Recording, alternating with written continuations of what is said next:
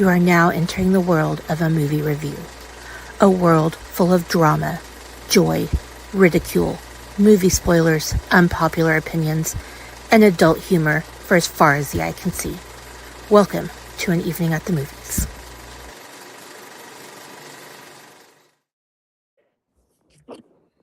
Greetings and salutations and all the wonderment that comes along with all of that. Um, this is An Evening at the Movies, everybody's favorite movie review-based podcast where we eat the stale popcorn, we drink the watered-down sodas, we talk about all of our favorite movies and why we love them. There, got that out of the way, didn't screw it up. See, wasn't that bad? I was concerned. It's been a few weeks since we've been back, but um, I am very happy to be back. I hope everybody else is very happy to be back as well. I did the pre-check in. Everybody is safe. Everybody is breathing. On we go. So, Yes. our favorite co-hostesses are back with us this week. I guess we'll go to the one next to me, and then we'll go to the one next to her. So, say hi, blonde, wet-headed co-host. Yeah, I'm not saying that. Hi, everybody. Sorry, that was a mouthful. That's what she said. Yeah, it's been a minute, and I can address that now, or I can address it after introductions, whatever you would prefer, Casey. But I did want to say a little something. But I am glad to be back and excited for this movie and the magical month we have in store for August. Shanna? I actually have a segment in time carved out for everybody to say their little bits if they wanted to say anything after we do the intro. So, welcome back, Shanna. Hello, everybody. I am so excited to be back. This is one that I've been waiting for a long time. They mentioned this particular movie, and I was like, pump the brakes. Let me work it in my schedule because, I got a lot going on. Life has been lifing. Yeah, your life's been, I can't decide whose life is crazier, yours or mine. I think mine might be a little sadder, but I think yours is crazier. But I don't know. Yeah. Remind me to send you things when we're done. Okay. Nope. More debauchery. Nope. Not go. Holy shit. Our views just went through the freaking ceiling. It's because I'm here. What? Shanna basically is a stalker at this point, so let's all be on alert. Pray. So kind of sort of to rehash what the amazing co-hostesses said. The last few weeks, life has been lifing and been a pain in the ass, and has not been very friendly to An Evening at the Movies and our little family. So, personally, I would like to give each of the ladies a chance to address anything that they might want to address before we move on. Well, for people that are closer in our circle probably know, but I haven't made it super public knowledge on our page or anything. But obviously you guys know I have been an absentee landlord in this podcast for about 2 months or a month and a half-ish. Actually, I guess it's been 2 months. Anyway, my stepdad was in the hospital. I've been traveling from Dallas to Oklahoma City, and he ended up passing away actually a month ago tomorrow, which I can't even fucking believe. I think it's because we just had the funeral because my mom was in the hospital too. And I think because the funeral was 2 weeks ago, I still feel like he died 2 weeks ago, but it was a month ago. So anyway, a lot going on. And for people that watch a lot or listen a lot, it's not my dad, Mike, that's usually on here. It's my other dad. So you guys don't know him, but yeah, it's been what? Say hi to Mike. Mike's watching. Oh, hi, Michael. Hello, Miguel. Hello, Father. No, I am your father. But anyway, it's been a really hard time, obviously for our family and, just a lot of stuff to take care of. He was self-employed and we're taking care of his business and lots of travel for me. So I appreciate everybody's patience with us as I have not been here, as the shows had to take weeks off. To everybody from the network that's filled in for me, love you guys so much. And I can't promise that we're going to be on a regular schedule from here on out, but I am going to do my best.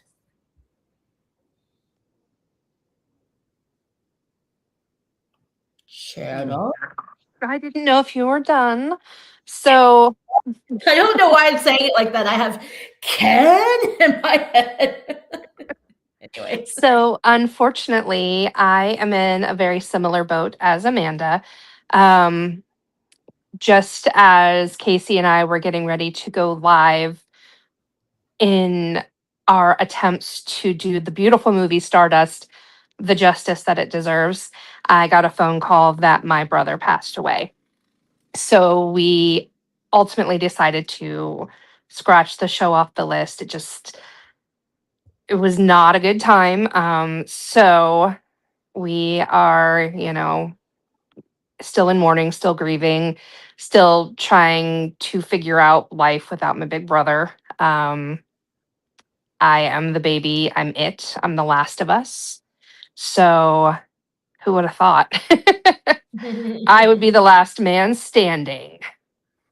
Well, but I have a vagina and boobs. Yeah, but I think mentally toughness wise, you're definitely a man. Oh, for sure. Actually, no, I take that back. You guys fucking suck. Women are the tough ones. That's why you shouldn't say someone has balls. You should say they have a vagina, but whatever. We're broveries with ovaries. Yeah, I was actually, so we're making phone calls to my stepdad's customers, all 500 plus of them, and my brother and I are splitting it up. And I was doing that before I got here, and I was like, I should not be doing this because you have to understand my stepdad's business was his entire adult life. He built it from the ground up. Most of his customers have been with him for 10, 20 years, had referred people. So these people knew him on a personal-ish level, not just a, hey, he's the guy that chemically treats my lawn, So while it's nice to hear how much people cared about him, how much people liked him, what are you doing that for? You said chemically treated. Oh. Anyway, it's nice. In that case, I'm chemically treated right now. Yes. Me too. Anyway, it's been a tough time, but we're here and we're ready to have fun. So. Oh, and I also got a puppy. Oh yeah, that too. His name is Lil Beef because he will literally start beef with anyone. He is a 3-pound, 3.5 pound now, Boston Terrier Chinese crested hairless mix. He is not Larry's favorite thing in the world. We got him for Larry's birthday. Larry's like, can he go home now? My birthday's over. Right? Like I didn't register for this, Mom. Yeah. This was not on the specified list I gave you. But they have cuddled and they have only gotten in one drag out brawl. So we're doing good over here. He looks like he weighs at least 10 pounds. It's crazy to me that he only weighs 3 pounds. Will be. Well, you guys think that Larry's teeny tiny and he's like 25. Yeah. Again, Larry doesn't look like he weighs 25 pounds. Yeah. So what do I know? Lil Beef is all leg and feet.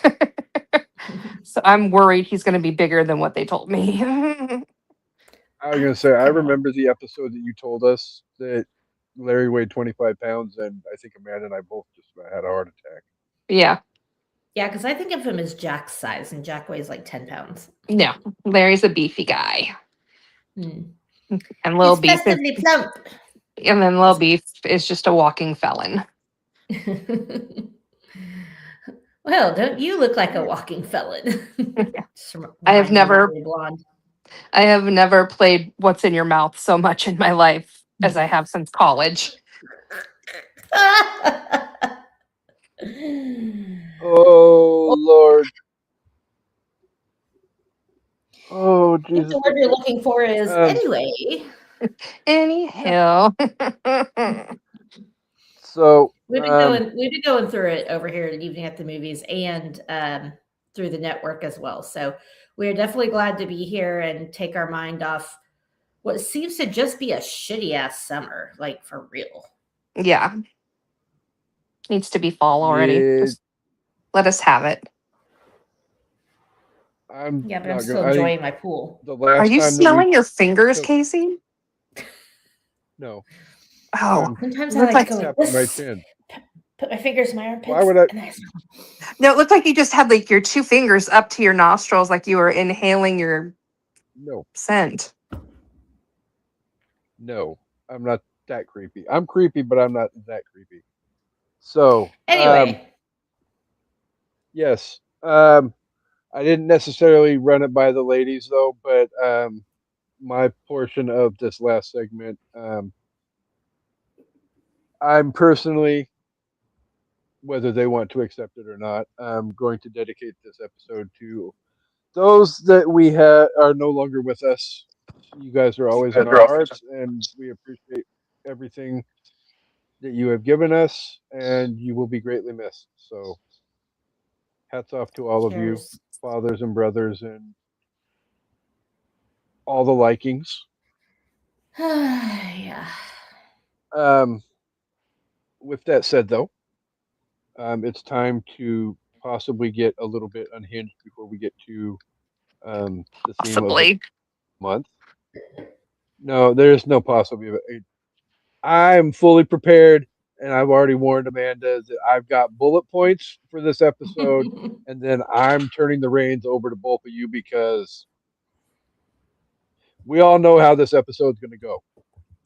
So, with that said, let me pull up my notes because we're not going to do Keep Kill Reboot this week because Shanna's already had her Keep Kill Reboot, and I couldn't honestly come up with something fast enough to try and torture her with anyway. So I did see a uh, Facebook Reel video the other day that um, Inigo Montoya and his wife were on a podcast with their son, and he posed a question to them, and I felt like I would screw with the ladies and ask them because I know they're both of the like mind. But the question that was posed to him was, would you trade your child for world peace? Yeah. I am not answering that question. Like when you say trade, does that mean they get to continue living? They're just not my child? Or does that mean they just never existed? Fair. I don't. They didn't really explain the whole concept of the If question she never when they asked. existed and I didn't know that she never existed, I would do it. Okay, that's fair, but I don't think it can be that easy. No. But to be fair, if I knew she existed, I would probably be like, yeah, I'm cool with that. I love you, kiddo, but I've had you for 26 years. It's time to save the world. And think you could be the woman to do that. Yeah. Well, see, I don't have to because With Shanna her already said magical yes. mist So there you go. powers. Yeah. I will take the hit. See, I You mean Jody personally, will. Yeah, well. I think, yeah, that too. I figured of the two of you, the blonde-headed one would be like, "Oh hell no, I'm not trading in abs for nothing." Then I was like, then Shanna, on the other hand, depending upon how unhinged she's feeling, she might be willing to sacrifice Jody for world peace. I wouldn't want her to be like torture murdered or anything. Then I would feel really Drawn and bad. quartered. Right. Like, no. But if she just got to go gallivant the world and just forgot that I existed, I would be okay with that. But if I No, had to remember, I think you gotta assume she's dead, bro. I don't want to do that. That's I- rude. I'm guessing they mean, would you trade your child's life for world peace? That would be a more accurate. As long as I don't have to do it.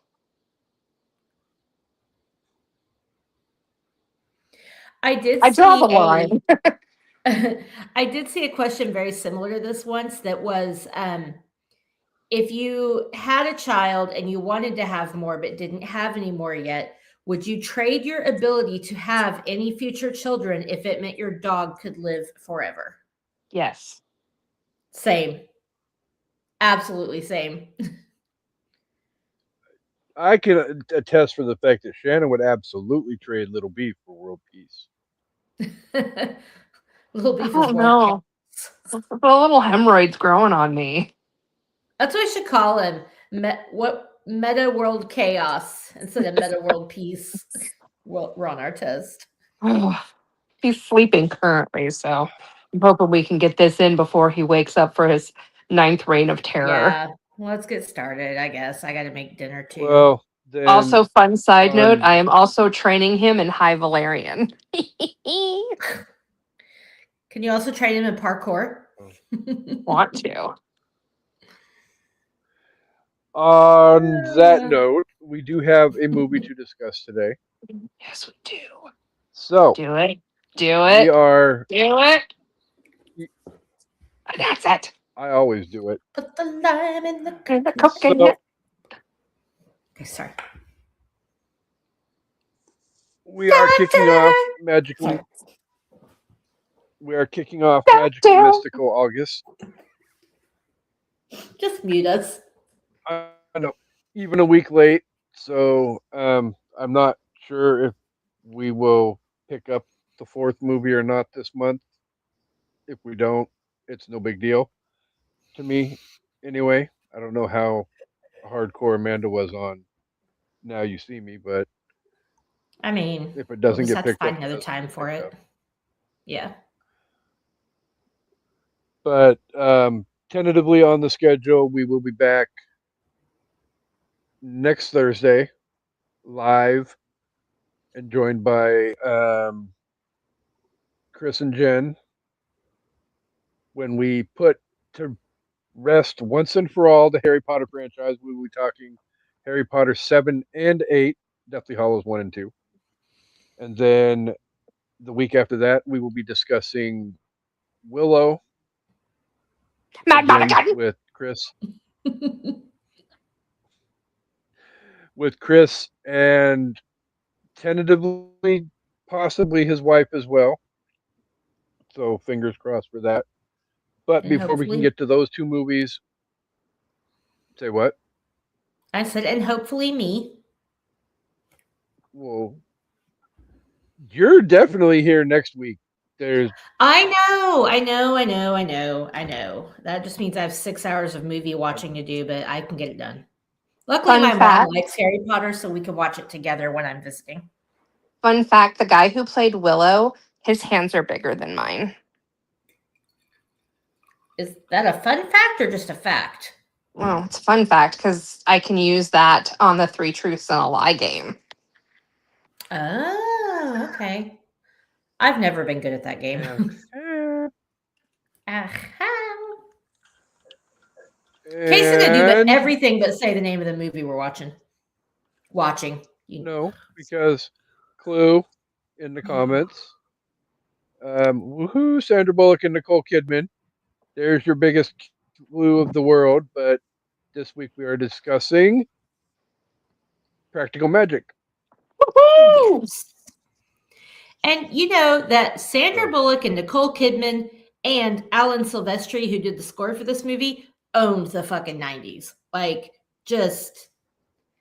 And even Stockard Channing had a good, like, resurgence in the 90s. Diane Weiss she never went away. It's such a She never went classic. away. She's an OG bad bitch. Yes. So I Ugh. was not paying attention to the damn credits when I was rewatching this movie.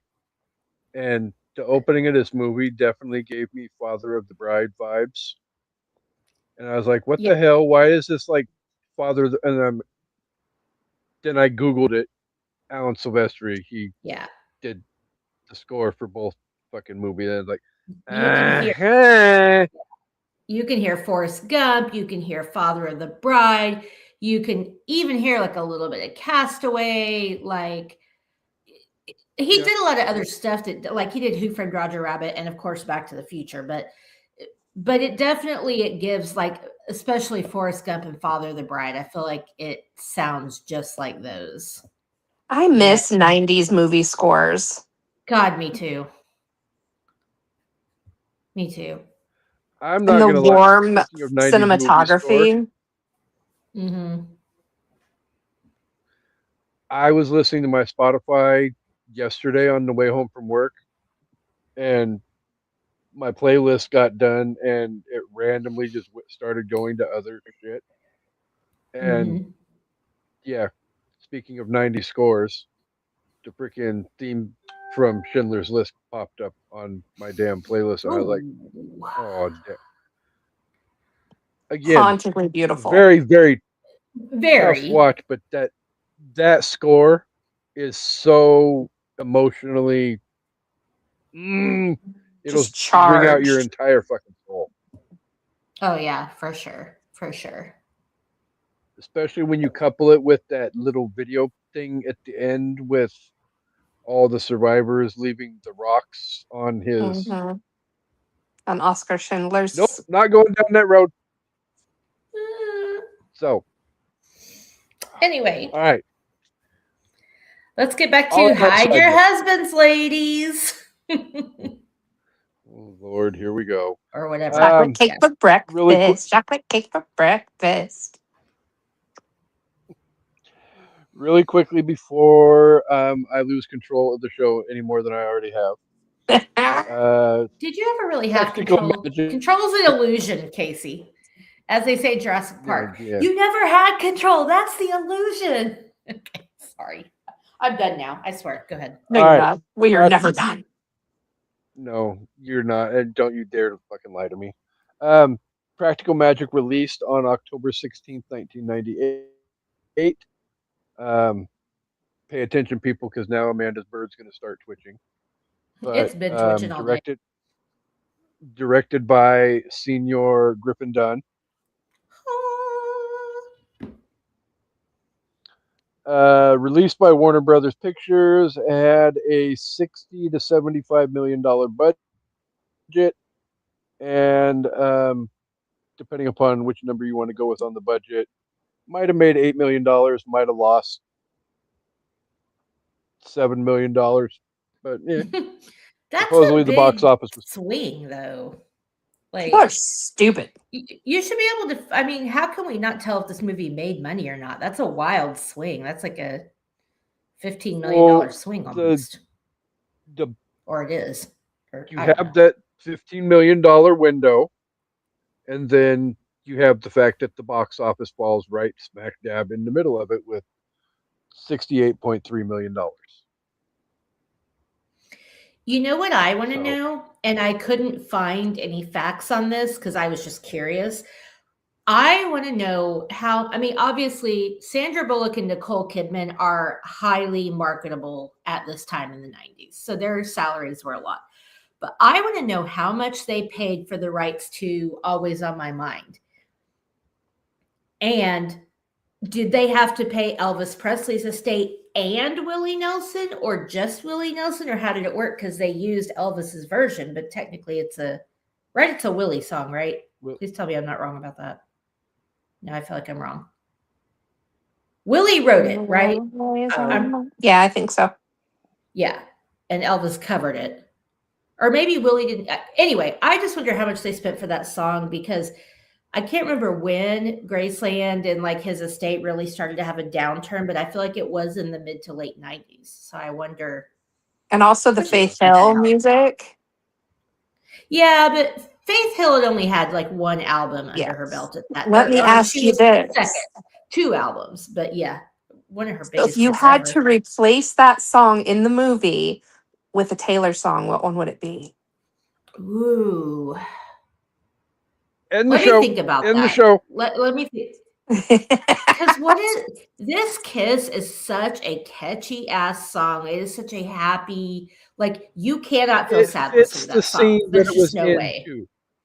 Especially the running and the kissing and the oh god. And her love it. boots and the shorts. I love it. Yes. It's the way you love me. One of my favorite key changes ever, too. Not that anybody cared, but Something like this. It's sensible Hmm. motion. it's a good question you raised, Shanna. I know. All right, we're Rotten Tomatoes. I'm going to think about. Well, actually, did you have an answer before I No. just say? I just Okay. thought of it. Let's think about it. I have a few. I do. Don't say Thanks. Starbucks lovers. You Damn, moving can't on. run to the guy you're in love with in the street to got along with Starbucks lovers. They'll tell you I'm Yes, insane. you can. There's a beetle in the floorboard, and he's gonna give death your name. What? Sorry, I just wrote Damn, that. Shan. If So, I had to pinpoint an album, I'm going to say 1989. So that's where I'm going to start in my head while Casey talks. Yeah, sorry about that little outburst where I completely rewrote a song. Made it very sinister and ominous. So, bitter Casey moment. Fuck you, HBO Max. God damn it. Why? I literally, because when we were getting ready for this, Practical Magic was not streaming anywhere unless you wanted to pay for it. Oh, I watched it on I was like, HBO. I did too. That's why I was like, what are you talking about? But it probably came out in August, huh? Literally right after I put money down to buy the damn movie, it went free on HBO Max. So, fuck That you, sucks. HBO I'm Max, sorry. right in the ass without lube. But yes, Well, if you haven't seen Practical Magic, that's where you can find it. Is the Some HBO people Max. are into that. Not I. Without lube? Yeah. Not me. Only if the guy is tiny, because You do it with no, lube, thank you. Casey? She got you good, you fucker. I mean, Yeah, I'm not here to yuck your yum. Well, Yeah, fair. yes, you are. Except we know what Casey's yum is, and it's typically not. Okay. Anyway, Anyway, he hates y'all gonna pitch me shit. Well, now it's time to fuck with y'all because it's time to guess Rotten Tomato scores. 100. It's got to be 100. Really? Do you think people are that smart? I'm not smart. Well, define the genre of people you're talking about. Are we talking about critics or are we talking about audiences? Well, critics definitely aren't smart. Yeah. Well, All right. Shanna, you So go first. let's go audience first. On 100,000 plus reviews, the audience gave this movie a. Now, I have to ask a clarifying question. Is this audience review at the time the movie came out, or does it update as people leave more reviews as more people are introduced to the movie as time goes on? I don't think Rotten It Tomatoes updates existed as- when this movie came out. But yes, Probably a Casey's right. safe bet. Okay. But yeah, I believe I it would updates say as time goes on. I would say that because this movie has become such a cult classic, that I'm going to go with 81. Okay. So, Shanna, when we do older movies, that's why I'm really careful with my Rotten Tomatoes scores, especially on the popcorn meter, because when you get these Gen Zers watching, I can't think of like Running Scared or The Great Outdoors. They're not going to appreciate it like we did, and Rotten Tomatoes didn't exist when those movies came out. So Right. Well, I introduced my daughter to this movie, and she absolutely loved it. Abby liked everything about it. Like Because she, Jody has taste. Well, and she has a practicing mother, so yeah. Okay, so for the Didn't you say Abby popcorn loved it meter- too? Yeah, she didn't love it. She liked it as much as she was willing to like a movie that I suggested. I bet if we watched it now, she'd absolutely love it. But at like 16, So was it like, oh, wasn't my like mom her likes love it, of it's Stranger stupid. Things. No. Which I did love introducing her to 80s culture. But anyway, okay. I'm going to go. My Price is Right, Shannon. I'm going to go 80.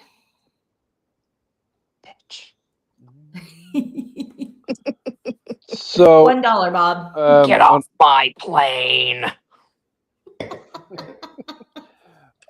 On 100,000 plus reviews, the audience gave this movie a 73%.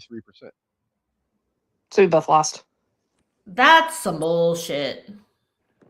Okay. That does surprise me because I know this movie didn't do well initially, didn't do well with critics, which is why I have a whole other thing for that. But it, like Shannon said, it's become a cult classic. Like people, I've never heard anyone say they don't like this movie. Even fucking Dre posted today that he really likes this movie, and this is not a Dre movie. No. He gave this movie a 7.6 out of 10. And Like that's confusing. not picking a fight, but he did not give Beverly Hills Cop a 7.6 out of 10.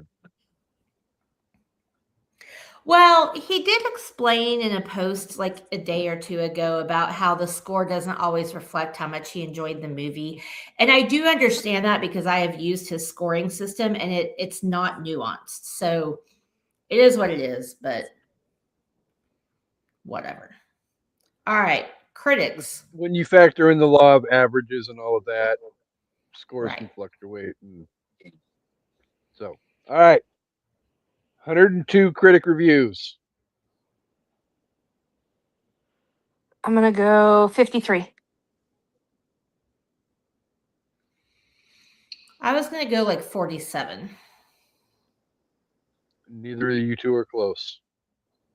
Oh God, don't tell me it's like 21 or something like that. Jesus. It's like 15. No, not that low. 27. Bitches. Motherfuckers. Fuck those bitches. I'm sorry. That you I can cannot think rate- of right now off the top of my head that is probably one of the biggest gaps between audience and critics that we've ever had on the show. How do we think the Muppet critics would have felt about it? I think they would have liked Old it. dudes up in I the think freaking they would have balcony. liked it. Yeah. Yes. I called them Crumpet and Scrumpet when I was a kid. I think they would have liked it. I think they would have too. I'm sorry. I take issues with these Rotten Tomato official critics because you will not rate any movie that my queen, Stockard Channing, is in below 40%. Get fucked. And Diane Weiss is my queen. Yeah, exactly. Like, what the fuck is wrong with you people? We need to infiltrate Rotten Tomatoes. I don't know We what need that to would make- look like. We need to make a We're Rotten not- Tomatoes for real people, not like the critics and not like the wannabe posers that sit on their computer all day and try to judge movies based on their, no offense, Casey, but like, oh, I only watch A24 movies. So then every other movie I watch, I'm going to rate as compared, and they're shit. Like, I don't want these people that only can appreciate. I said no offense. I like A24 movies, but what I'm saying is, as someone who has taken film classes, there is a subset of people who are wannabe film critics who think that if a film doesn't hit X, Y, and Z on an artistic scale, then it's just not worthy of any accolades. Fuck that shit. We need to create our own site where fucking Coming to America is the #1 movie, and Clue's like #2, and like Dumb and Dumber's like #3. Like a site for people that actually like movies. Mhm. Not Can we just call one it Decayed genre. Potatoes? Trademark, I'm writing it down. Trademark 2026. Decayed Potatoes. We could But you don't throw potatoes at people at the theater. Don't we? I would. We could call it broken legs. Like break a leg. The same people that are all like artsy fartsy about their movies are the same ones that tried to tell me that Citizen Kane was good. Yeah. Have you tried to sit through Citizen Kane? They made me watch it in a college course. I was like, this is the worst night of my life. Well, but I want people that whoa, can. whoa, whoa, whoa.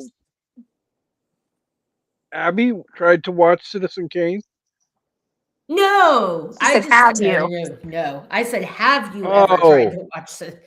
Oh, Jesus Christ, the way no. I heard it, it sounded like you said Abby tried. That's where it threw me out. I'm like, there's no way in hell Abby tried to sit through Citizen No. Kane. The closest thing she has gotten to even be remotely close to black and white is Coraline.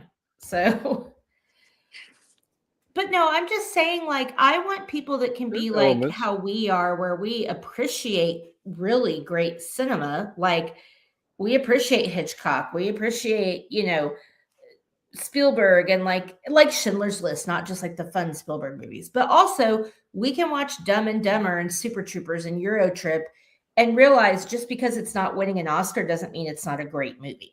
Sometimes a movie can just be there for entertainment purposes. It doesn't have to be some political statement. It doesn't necessarily have to be some tearjerker or some emotional scarring that's coming, to the surface. It doesn't have to be that deep. Sometimes you can just watch a movie and appreciate the fact that it can make you laugh, make you cry. Like, Exactly. it doesn't have to be all artsy fartsy. That still does not justify you picking Cool as Ice for your first birthday episode on this. Oh, it sure does. The movie is magic. Casey, may I please divert your attention to a movie called Howard the Duck before you criticize Cool as Ice? Whoa, whoa, whoa, whoa, whoa, whoa! No, no, no, no, no, no. Howard the Duck is objectively one of the worst movies ever made, but I And it fucking doesn't love have- it, and I will defend it to the ends of the earth. And it doesn't have the cool line, get with the lose the zero and get with the hero. If someone said that to me and my 45-year-old ass, I would drop my panties right there and be like, Especially if he was nerdy. Like if he had a pocket protector or suspenders, like I'm taking those My off with my teeth, baby. my granny panties would hit the floor so fast. Okay. Let's get back to All right, practical so magic. what awards did this movie win, co-host? My heart. Yeah. Besides that, not any. The love of the people. Not a damn thing. Well, I take that back. Stockard Channing got a favorite supporting actress at the Blockbuster Entertainment Awards. Aidan Quinn and Diane Weiss, and then Faith Hill's Song was nominated. But other than that, this movie didn't get shit. It's a travesty. I agree. I just, I think, I don't know. We'll get into it. Let me tell people what it's about first. Good Lord. Okay. Red leather, yellow leather, red, yellow, leather. See, I can't do it. Okay. Practical Magic follows orphaned witch sisters Sally and Gillian Owens. Jillian. Jilly Why B. is it Jillian? And I said, oh, yeah. Sally and Jilly, raised by their eccentric aunts in Massachusetts, burdened by a centuries-old family curse that dooms any man they love to an early death, the sisters must fight the supernatural and local prejudice after accidentally killing an abusive boyfriend. Dun, dun, dun. Fuck you, Jimmy. Okay, but come on. Goran Vishnich is like so fucking hot. He was like, besides Noah Wyle, probably the hottest character ever to be on ER. Like, I can't stand him. oh my God, Dr. Kovacs could bend me over a barrel and show me the 50 states. I don't know. I couldn't get in. I didn't get the hype. Even on ER? Wow. Oh. I think it's the accent and it's the dark hair and the olive skin and just he's so sexy. Not so much in this movie because he's an abuser and honestly not that sexy, but Side note, this is completely unrelated, but I went like I got so confused when I was trying to watch. I was watching ER at the same time as I was watching The Affair, and the last name oh, Lockhart and yep, Maura Turney is Abby Lockhart, and then you've Abby, got yep. Allison Lockhart. And I'm like, what is happening? I'm so confused. I had that confusion too. I was like, it's not Abby Lockhart, but it is Abby Lockhart, but her name's not Lockhart, but the guy her husband or the girl her husband's fucking's name is Lockhart. Like, what is going on? And she's Allie, not Abby. Yeah. Anyway, I digress. So, before I completely submit to losing absolute control of the show, Good plan.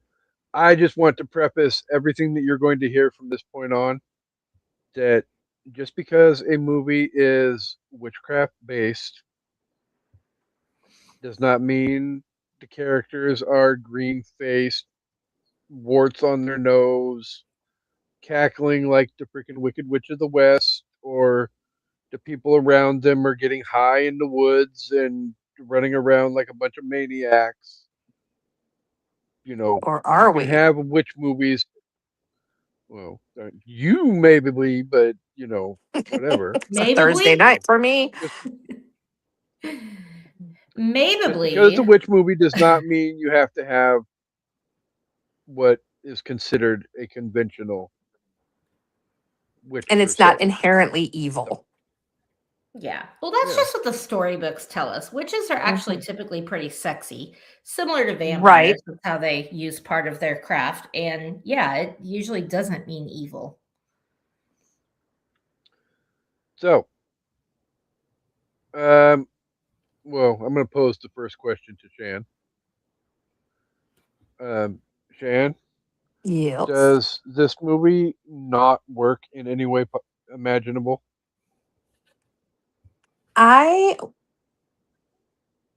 They told the story of how the Owen sisters' dad died. He, was part of the curse, but they just, next thing you know, they showed up at their aunt's house. There really wasn't much explanation as far as what happened to their mom. And later they touched base on the fact that she died of a broken heart. But like, what's the time frame? Like, Right. like all of that. I would definitely. And the 5 first days. part, when the original Owens lady was getting ready to be hung, like, and she got loose, they wouldn't have been like, okay, see you later. They would have been like, okay, let's try something else. Right. Like, somebody bring me a torch. Yeah. Yeah, that is kind of weird that there's no real time frame for how or when the mom dies, but you got to assume she died of a broken heart means it happened pretty fast. Right. And they seem to be about the same age when they went and stayed with the aunties as, like when they were playing with their mom and dad in the living room when they were dancing and doing the pigtail reigns and Right. stuff. With the Marvin Gaye song. Yeah. Dun, dun, dun, dun, dun, dun. God, I love that song. Oh, hi. Thank you. Hi, Jeej. Sorry, husband. He's closing the door because he doesn't want any of Really this. quick, before we move on to the what we loved about the movie, unless there's something else that Amanda didn't particularly care for. I have something small, but you go ahead. Well, go ahead, and then I'll stick in what I was going to say in between the two. Never mind. I just heard that after I said it. Strike that, reverse it, run it back. Yeah. Take two. I think the only issue I have with the movie is that I feel like at times it doesn't know what kind of tone it's going for. Like, there's times where it's scary and dramatic, and there's times where it's comical, and there's times where it's like fantasy magical, but it sometimes, to me, I don't feel like it blends very well. Like, I feel like sometimes the movie is a little confused about what genre it wants to be. not a huge complaint, but I just do feel like it's a little, what's the word I'm looking for? Disjointed at times. I was just going to say But discombobulated. No, I there definitely you go. agree. Yeah.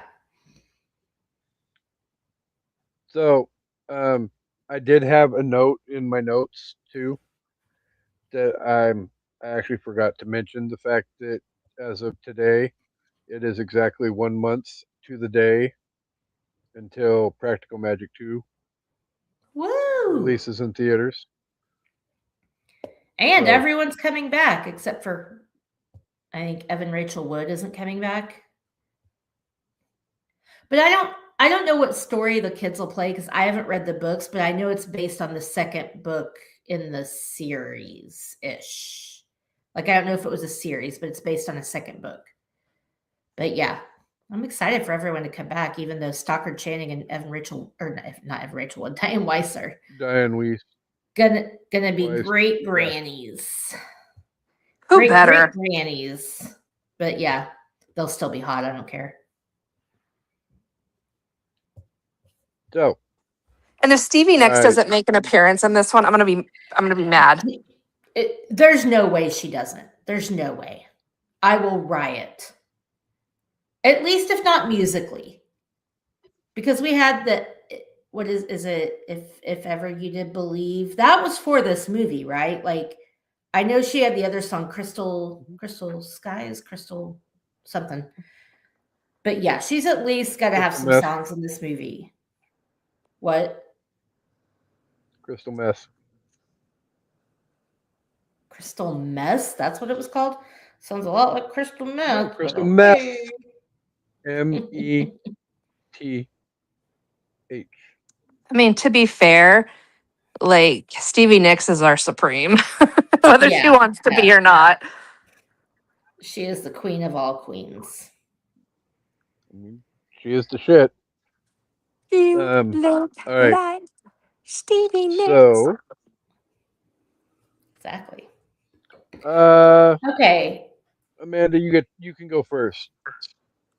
Okay. Well, What first, did you absolutely love about? Okay, first. sorry. But first, in the words of Julie Chen, Shanna, to answer your earlier question, and I haven't like fully been thinking about it, but if I had to just pick off the top of my head to replace This Kiss, I would go with Our Song or You Belong With Me. Ooh, good choices. I think either one would work. They're both country, and there are definitely parts of those songs that you could like stick into those. But still, This Kiss is just phenomenal. Mwah. Okay, what did I love about this movie? Well, how much time do we have? The fate of Love the Ophelia. cast. Love the cast. Stockard Channing and Diane. I can never say her name. Weiss. Yep. Yeah. I always felt like it was Weiss, but either way, I don't know. They make amazing witches. They make amazing, for all intents and purposes, grandmas, even though they're like great aunts. That casting was spot on for me. Nicole Kidman and Sandra Bullock are both great in their respective roles. Obviously, I love Aiden Quinn and Garon. I don't know. I just love the soundtrack is fucking phenomenal. Like this movie has some of the best music. I wish we had gotten maybe a little more witchy stuff, but I understand why they didn't want to just like bog it down with that because it's also a rom-com and it's also a drama. Am I echoing to you guys? A little bit, but nothing crazy. That's weird. I don't know why that's happening. I love the I comedy. figured it was me. That was why I was willing to minimize my involvement. Well, I mean, it was happening while I was talking, so. No, But it yeah. was earlier. I heard echoes in my headset. That's why I was 100% more willing to. I love how Sally is such a romantic. I I've always loved the line, "I dream of a love that even time will lie down and be still for." Like, that's so beautiful. Mhm. And the fact that the detective guy is like, he's very quick to just like go along with their story. I will say that's a bit of a plot hole for me just because he's enchanted with her, but it's Sandra Bullock. But I like that he And kind of says, you love Aiden Quinn. Just get over it. "Oh yeah, I do. I wish he'd look at me like he looked at her." But anyway, but I love that he says spells only have power if you believe in them. And then later, when she's trying to figure out what's going to happen, he's like, "Well, why don't I just do my thing and I'll do the thing I do and you do the thing you do and we'll see how it works out." Like, even though he clearly doesn't really believe in this stuff, he does. Like she says, "I wish you would believe in me." He believes in her and is willing to like kind of go along for this ride, and it works out for them. So I love that. Mhm. He's very dreamy. Yes. Shan? Shanna. There are so many things that I love about this movie. As a practitioner, one of the most beautiful things that you will ever encounter in our community is generational practitioners, Mhm. where you have, I mean, you can teach and you can show, but when it's passed down to you, like, and it's ingrained in how you're raised, there's something very magical about that. And I also love that there's multiple love stories going on at the same time in this movie. Not necessarily just the love story between Aidan Quinn and Sandra Bullock, but the love story between Jilly and Sally. And I mean, sometimes your soulmate isn't necessarily someone of the opposite sex. And I think sometimes it can be a relative or a friend or whoever it may be. It doesn't necessarily have to mean that you're in love with that person. Like, Yeah, for sure. yeah. And like, I love that. And it's a love story between Sally and her daughters. And it's a love story between the aunties and Jilly and Sally. I mean, there's so many dynamic relationships at play in this movie. And every single one of them is so intricate and so well played and like healthy. Except, When I the sorry. boyfriend for Jilly, Yeah. Jimmy. I think when you have that kind of generational bond with something like a religion or an occult practice or even some kind of tradition, I think that really bonds you in a way that other people might not understand. And so it's Mhm. like, obviously they all love each other very much, but when you have something that sacred that bonds you as a Mhm. family, it's like really hard to penetrate that. Like it's Yep. really, really, strong. Yep. I said penetrate. Said it twice. It's impenetrable. Double Double penetration. penetration. Double penetration. Oh, Um, good one lord. of my favorite things to hear in a basketball game, except for triple penetration, which you don't hear very much. But um, obviously, I think Nicole Kidman was in a place in the '90s where a lot of her movies were embracing her sexuality, but not like to a terrible extent. But I love that in this movie, she really does just fit that like free spirit, Mhm. boho, hippie, free love, even though it's the '90s. Like she was really Really? perfect for that role. Yep. She encompasses the bohemian look. Yeah, and just sensuality in general. Like Mhm. Jesus Christ. Like I love Sandra Bullock, but she couldn't have played that role. No. Like it just Nicole Kidman, there's just a certain kind of person that can pull off that whole aura and she can do it. Mhm. Personally, I Casey, opt what for did you the theory that this is the movie that started the downhill slide to her first marriage. No, I think that was called whatever that crazy religion is. I can't remember the name because I don't Scientology. care. Scientology. No, that's exactly why I thought Oh. this movie started the downhill slide because her Tommy, ooh, Hey, maybe her and Dr. Kovacs were doing it behind the scenes. We don't know. Let's hope. I hope not. I don't condone cheating, but also he's way hotter than Tom Cruise. Sorry. Dude, I hope Tom Cruise was sitting with his chinos too tight and she was getting her back blown out. Yeah, because Dr. Kovacs could do that for you. Whew. He's from Croatia. Those guys are hot and sexy, and yeah, don't mess around. I mean, it's just rather timeline-wise suspiciously ominous because this came out almost a year before the news broke that they were Yeah. But taking a the nosedive. church was completely fine with Eyes Wide Shut. Make that make sense. Right.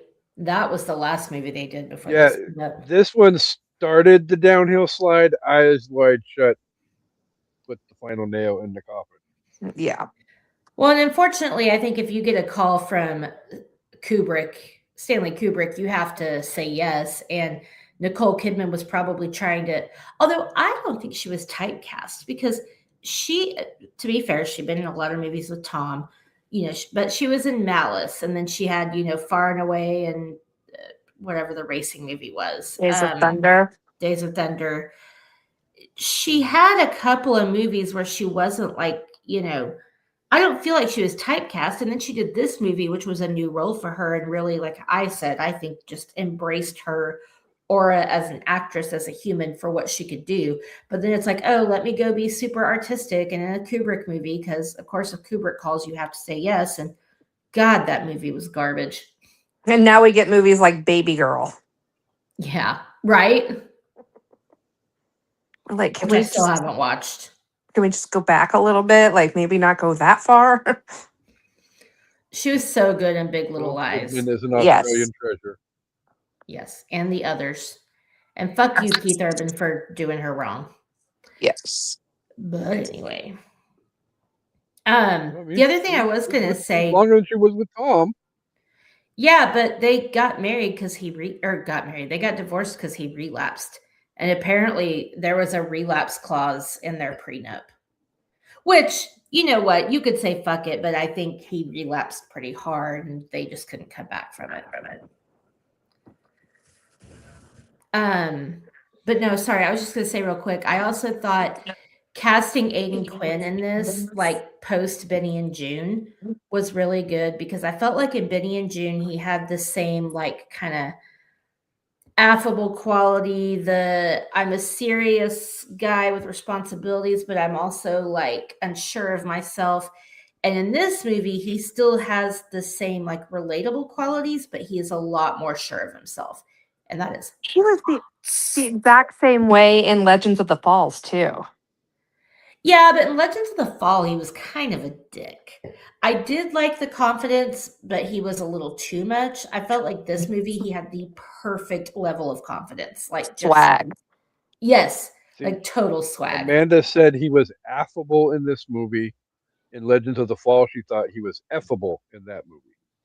He's effable in every movie. Let's just be clear. I wouldn't have killed myself if I was married to him, like Juliet or Julianne or whatever her name is. That's her real name, Juliet. something. Julia Armand or something. Yeah. Oh, Julia, maybe. Yeah. Anyway, that movie's amazing. But he was a dick, but he was also the oldest brother, and he had a lot to deal with Brad Pitt, younger brother situation. And Anthony Hopkins wasn't exactly a stand-up dad. No. So exactly. Hey, whatever. I love that movie. I watched that movie a million times in the 90s. But I felt like this role was perfect for Aidan Quinn and like the way he carries himself. It was just a really good role for him. And I loved that even though it was a rom-com, he didn't have a huge role. He was like a supporting character because the story of the movie was ultimately the two sisters. Right. But without the presence of a spell, they did fall in love pretty fast. Yeah. I'll overlook it, but that could be another like. It was an hour and 44-minute long movie. And he didn't show up until like 45 minutes in. So, Maybe not see, quite they that long, had but it no was a time. while. Get the ball rolling here, people. Yeah. I'm just saying, when they first really admit they love each other, they've known each other for like a day and a half. Like, come on, you guys. But again, I'll overlook Have it. you not ever watched Big Brother before? Exactly. Yeah, but to be fair, not to get into this, on Big Brother, I will kind of submit to the fact that these people are together 24/7 with And no distractions. the isolation can, Yeah. it's like those married, like the love at first sight shows or the married at first sight, or the one that Nick Lachey and his wife host where they Is that fall in 90 love Day and the Fiancé, or I can't remember. love is blind, Oh, yeah, that's it. where they meet each other in pods and they are falling in Right. love, like, and then they don't even meet each other until they're proposing. I'm like, But yeah, Big Brother, when you're isolated with no phones, no music, no TV, no internet, and you click with someone and all of a sudden you're together 24/7. I still think it's a bubble and you can't live like that, but I can see how it could happen faster in that scenario. like Joe and Taylor. Yeah, fair. But they were together for a little bit before COVID. But yeah, I Yeah. get what you're saying. If All right, ever Casey, there what is another pandemic, ain't nobody cohabitating with me except me and my pups. Like, we Not are even not Jody? quarantined. No, I do not want to being be at home quarantined with anyone.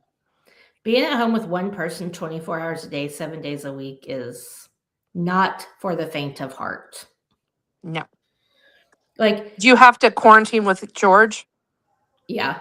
And I mean, you both I made went it back out to alive? barely, but I also was only home for probably about 7 weeks, 8 weeks at most. And I still had to, it was a doctor's office. We had to start seeing patients again. So it wasn't that bad. It was like 2 months, but it wasn't great, especially with how loud his voice is and the tall ceilings and the no door in his office. I was like, Jesus Christ, I just want to get away from his voice for 5 minutes. I love I my bet you husband. can I bet you Yeah. can quarantine way better in your house now with the pool. Yes. Yes, yes. I'm not gonna If it lie. happens, I'm coming to The your house echo, to quarantine. After she just said, right? I ain't quarantining with nobody. Your But house yeah, is big enough we could be on opposite wings. that was very fair. All right, Casey, what did you love Um, about this movie that we haven't mentioned? Everything. It was fun. It was well written. I mean, the fact that I'm surprised Amanda didn't even bring up the fact that Rip and Dunn did an amazing job directing. I was going to. But yeah, I wish he was directing the new one. That's okay. As a male, Casey, which one of the Owen sisters would you have vibed with? Ooh.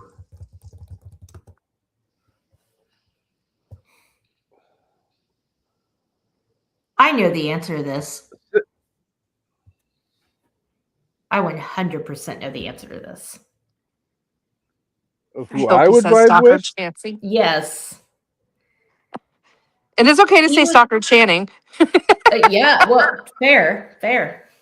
Well, no, because Just don't say one of the kids. God, no. What kind of sick pervert do you think I am? I mean, we're Probably not get going them to back play down that road. Monopoly. Well, no, because see, Shan says Stockard Channing, and then I always come back. Anytime I ever see Stockard Channing in a movie in like the last 25 years, it always pops into my head. The brief moment of time that she's in, Where the Heart Is, Oh with God, she's so her good and in her that little, movie.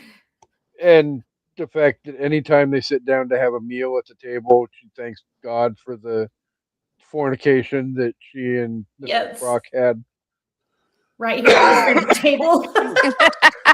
Yeah. I love it.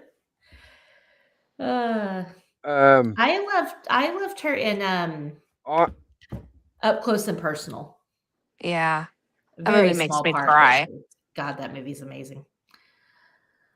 well, I can't even fault her performance in the First Wives Club, and we Ugh. did briefly talk about the brief, fleeting moment in time that she's in that movie. Yeah, like less than a minute, I think. So But yeah, all right, pick a sister. and exactly how unhinged she, you see that. I mean, bad, you know, indication of how her character ends, but I digress. Yeah. Um, honestly, if I was to pick one of the Owen sisters that I would vibe with,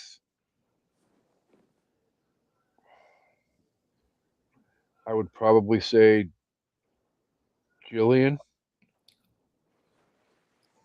For like 10 minutes, and then you would move on to Sally and wife her. That's what I was going to say.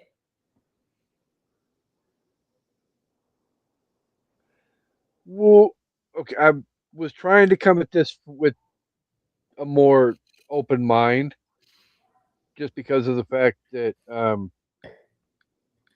it would be very easy for me in my own mind to immediately go to um, Sally only because of who plays Sally, Mm-hmm. because she is one of my five. Always has been, always will be. But um, Nothing wrong with that. there's nothing honestly wrong with either of the two of them. I mean, I can honestly pick out things that I would vibe with for each of the two of them.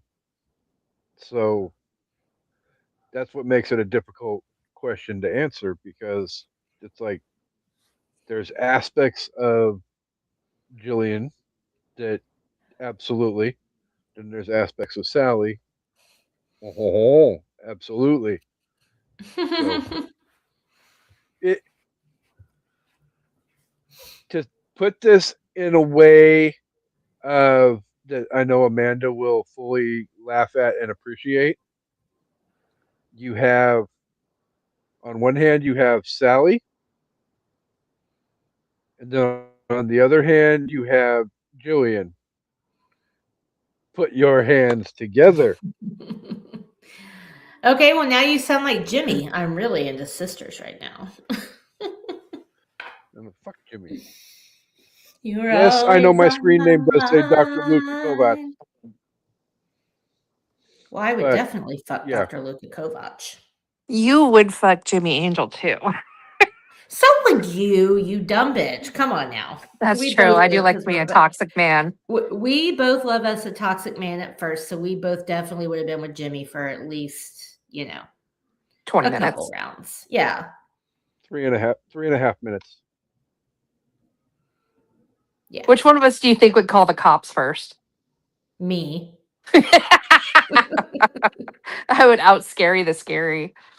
You would. You're a lot tougher than I am.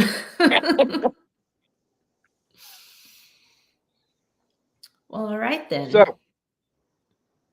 alrighty. Um, do we want to go top fives first, or do we want to do our ratings and reviews first? I would say top fives. Okay.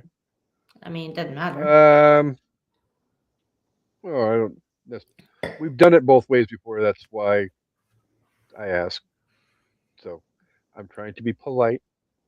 I know it's a new concept for me, but Shan, would you like to go first? I would love to. I was originally going to do one topic, but I have changed it now. So I hope I'm not encroaching on Amanda's. But I am going to discuss top 5 ways to incorporate a little bit of whimsical witchcraft into your everyday life. Ooh. Well, that would not be my top 5 because I don't know, but I'm excited to hear yours. You are First, first. number 1 would be to, whenever you're making your morning coffee, stir it clockwise to pull in your intentions, what you want from the day, and then reverse it and do counterclockwise and project into the world what you want to go away for the day. Is it one turn one way and one turn the other way, or does the Whatever number of you turns feel. not matter? Doesn't matter. Okay. Whatever you feel. Like if you have more that you want to draw into yourself during the day, you can definitely stir it clockwise longer and then, stir it the opposite way. The next one would be to create a money bowl by your front door, and you just create a bowl and like you just toss your loose change, whatever throughout. And then put some jade in there and some fool's gold in there, some pyrite. And that is supposed to bring you wealth and prosperity throughout the month. You're supposed to replenish it each month. Also, the idea that you, at the beginning of each month, you sweep your house outside your door and then you blow cinnamon into your home. Oh, I've And never done that. Okay. yeah, and that is to bring in energy, positive energy, and abundance. Another option would be to hang. Yes, Instead of cinnamon, can it be cinnamon Febreze? Canada, Canada. it's all about intention. Make Oh, okay. do with what you have. Another option is you can hang bells on your doors. Double-sided thing here. Not only does it offer protection if someone gets in your house, you hear the jingle jangle, but it is also supposed to ward off evil spirits and welcome good ones. Protects Okay. your home. And then you can also put a oh goodness, black obsidian by all of your doors, and that is to ward out negative energy as well. Is Just that stick the it in the chalky corner. stuff? No, it's a black stone. Yep. Oh, And okay. Okay. just tuck it by your doors, and that will keep the negative out. And what was Sorry. that? Was a bird, a kamikaze bird. This is Was a that the thing that second we time? have. Yes, that is the I heard the second one first. since I've been sitting here. Sorry. I just want to So- smell you.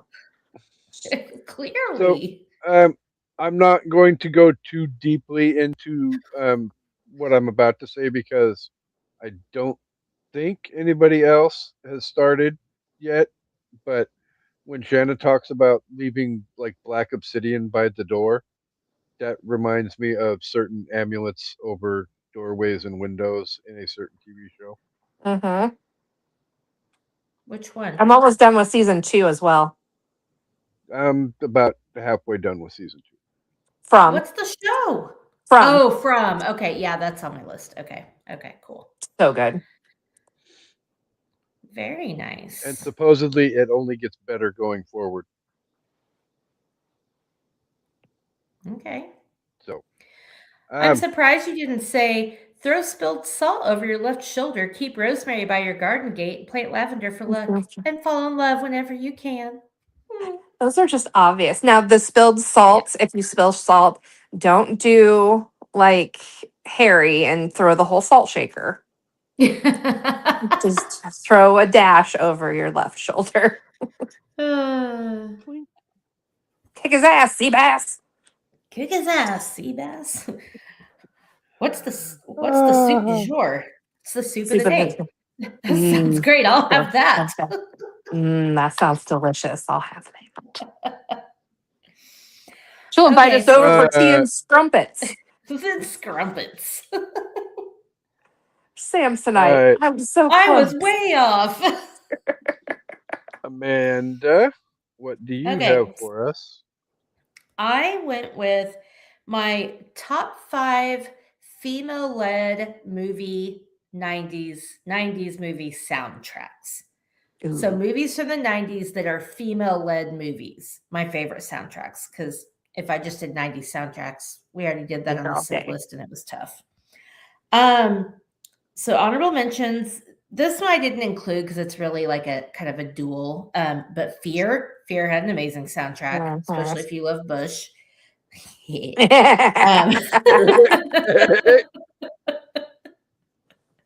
um, and again, for the same reason, but also a great soundtrack, My Girl, which also stars my lover Griffin Dunn. So I had to throw that in there. And then third honorable mention is Fried Green Tomatoes. Yes. What is it?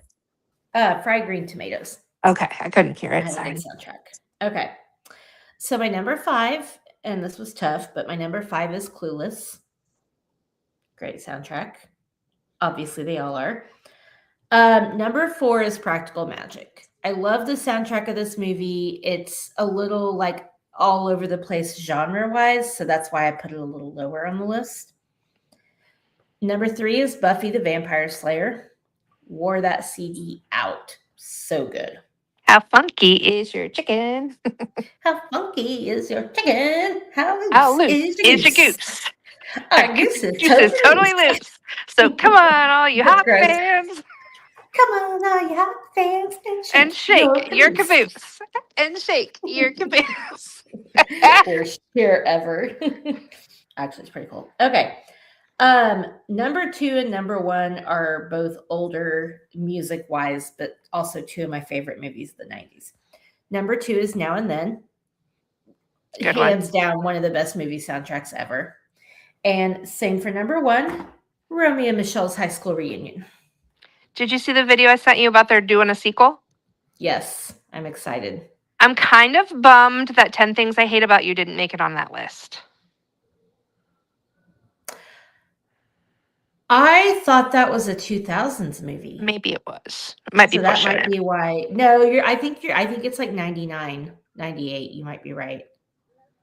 Well, then that would be honorable mention. That would be number 6 on my list. It would be the other honorable mentions. Love that one. I love you, baby. Baby, and if it's quite all right, I love you, baby. Okay. To warm these lonely nights. I need you, baby. Trust in me when I say. Oh, Heath Ledger rocked that shit. Uh-huh. Meh. Cheers to Heath. All right, Casey, what do you have?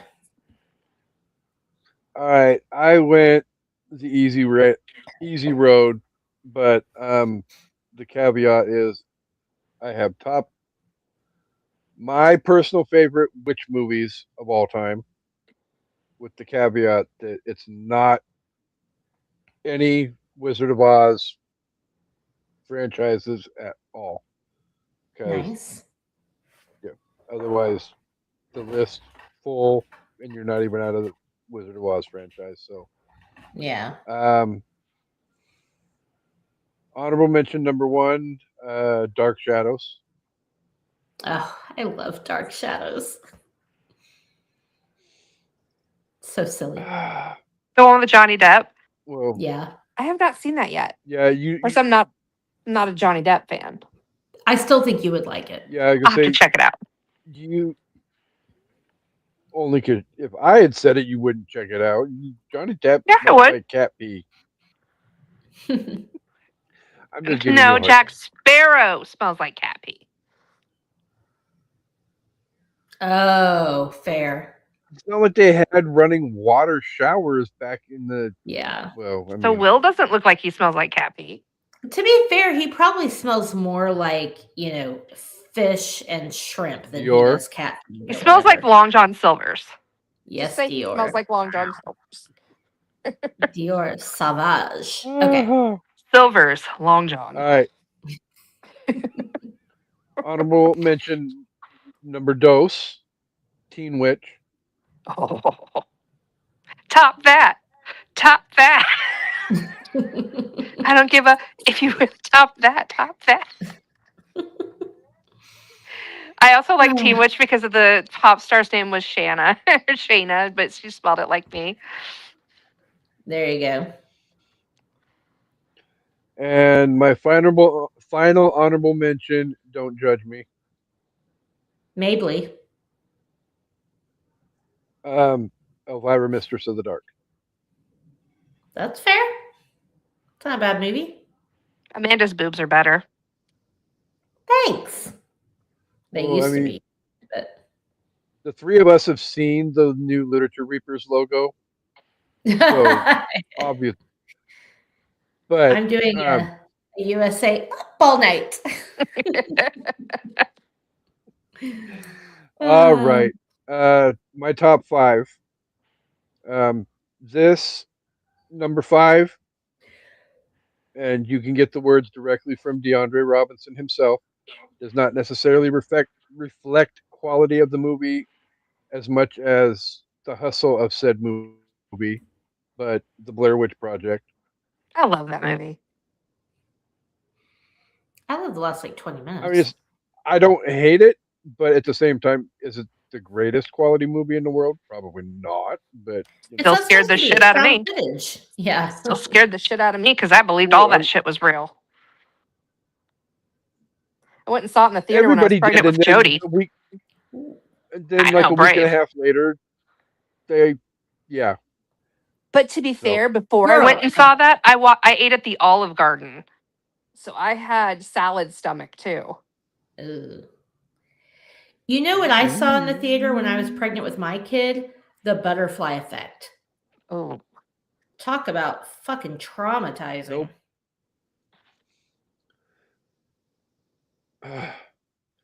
Number 4, Into the Woods.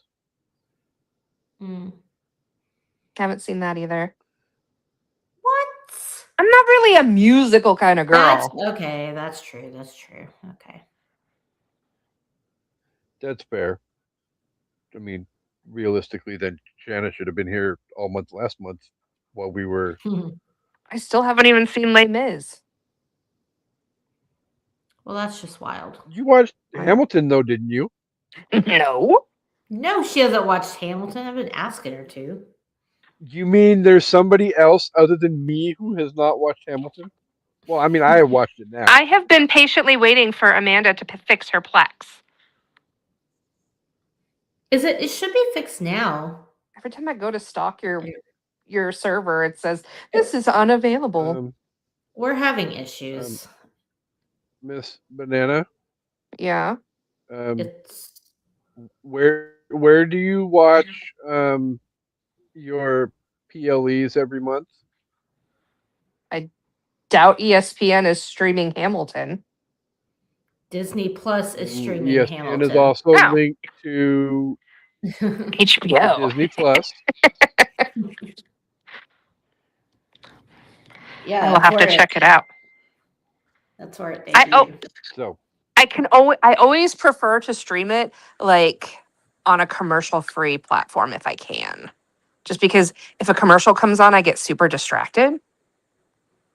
Does your Disney have commercials? I think so. Interesting. Okay. Maybe. I don't know. mine, I'd have to ask them. All right.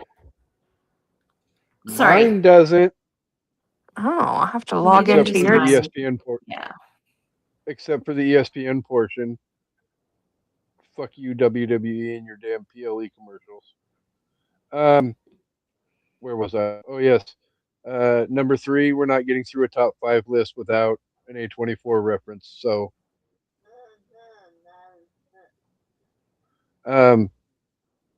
so The Witch from A24, Oh. All right. Fair. That's a good one. definitely. But I could not justify putting it above the movies that I honestly feel like are very interchangeable in the number 1 and number 2 spots, because it was posed in our network group chat earlier, which movie's better, The Craft or Practical Magic, and I'm not going to go through what everybody said, but Shanna kind of sort of said the same thing that I kind of sort of reiterated as well. But I mean, if you're a practitioner, Practical Magic is, you know, a more realistic movie and relatable in that fashion, where the craft can be a little bit more traditional, you know, depending upon your mood at the time. Either one, I don't think you can go wrong with either one at one or two. So, Well, I think too, they're very different styles as well. With practical mhm, magic, it's the power comes more from intuition and nature, whereas the craft, it's more centered around like deity and evil, and like the power is drawn yeah. from, the dark parts of the craft. So I think it has a lot to do with what kind of practitioner you are as well. Well, so which one did you put So, where?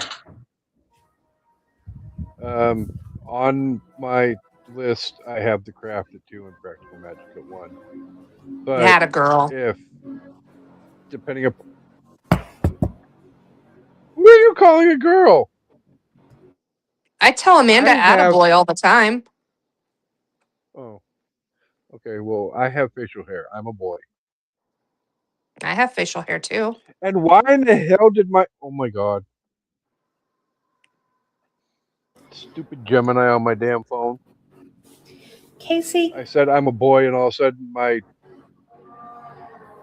Samsung version of Siri pops up.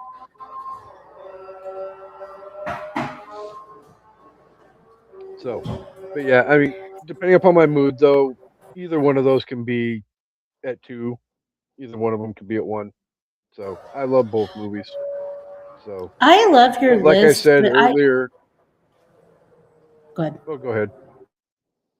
No, I was just gonna say I had mentioned earlier in our little three-way chat that I honestly feel like which movies could definitely be a month-long theme on the Mm-hmm. show, and we would not even come close to scratching the surface with filling the schedule for 1 month, because I feel like Amanda was just going to say along the lines of she likes my list, but there's still a whole bunch of other movies that didn't even make that list. How did neither or both of Hocus Pocus and Witches of Eastwick not at least make the honorable mentions? You're insane.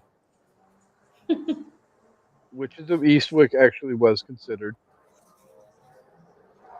Mm-hmm. And God damn it, Griffey. Hocus Pocus. Legitimately, I've only seen the first one, and I've only seen it one That's all you time. need to see. So, That's all you need. You don't need to watch the second one. The second one's trash. yeah, it was okay. garbage. You know, another one of my favorite So witch we'll keep. movies was Witches with Angelica Houston. Yeah. I love that one. And the remake they did with Anne Hathaway. I haven't seen that.